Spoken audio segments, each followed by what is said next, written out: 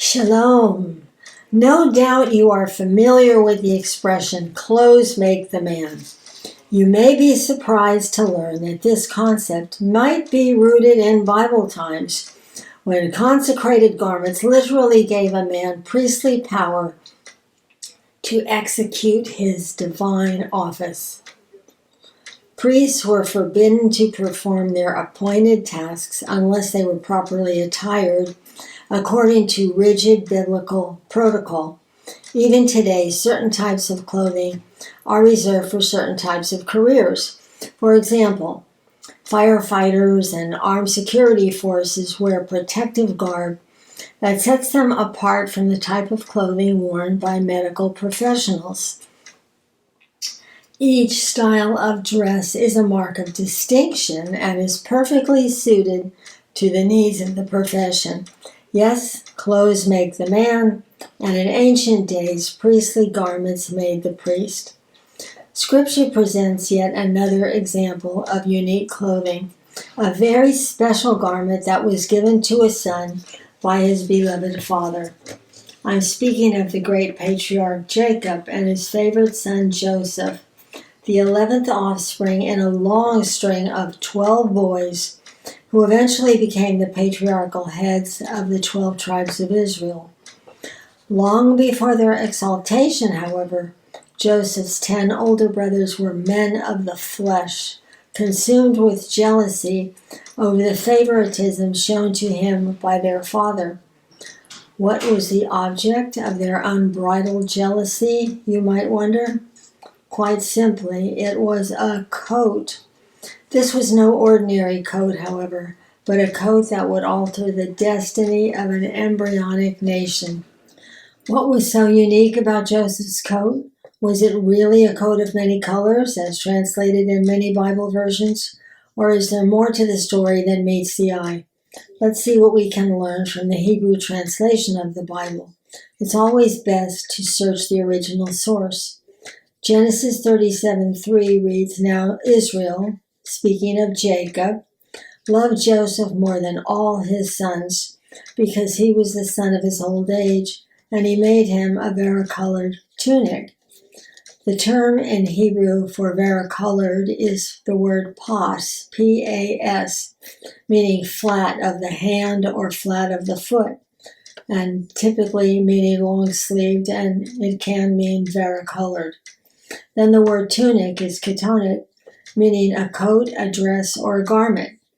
According to many Bible commentators, Joseph's coat could well have been variegated, a robe that was constructed of colorful pieces similar to a patchwork quilt, a royal robe of sorts much desired by the wealthy and aristocracy. Interestingly, the same terminology is used to describe the attire of King David's daughters in 2 Samuel 13, verse 18a. Now she had a long-sleeve garment. The word is pas for long-sleeve garment. For in this manner the virgin daughters of the king dressed themselves in robes. In contrast to the practical garments worn by his brethren, Joseph's ankle-length garment was like the garments of royalty, constructed with long sleeves that reached to the palms of the hands, a design that did not lend itself to shepherding or hard manual labor. So one cannot help but wonder why Joseph was given such an ornate gift by his father. Once again, we need to look at the culture of Joseph's day to fully understand the story. Coats in the ancient world represented power, authority, and prestige. An exchange of coats was part of the ancient covenant ritual, a surrender of sorts of one's authority to his covenant partner. Joseph's robe was not only beautiful and enviable, but symbolic, prophetic, even vindictive in the sense that his older brothers were bypassed for the honor. In this manner of speaking, Joseph stood head and shoulders above his older siblings when he was dressed in his prized coat. If Reuben, Jacob's firstborn son by Leah, had behaved himself properly, he might have been the one wearing the legendary coat. Instead, Reuben disgraced himself and his father by lying with Bilhah, his father's concubine, thereby forfeiting the traditional birthright of the firstborn son. No doubt the firstborn sons of Bilhah and Zilpah, Joseph's concubines, also had their eye on the coveted birthright. Much to their dismay, Jacob chose the firstborn son of his beloved Rachel to be his successor and patriarch of the growing clan. Jealousy flared among the brothers when Joseph first appeared in his designer robe.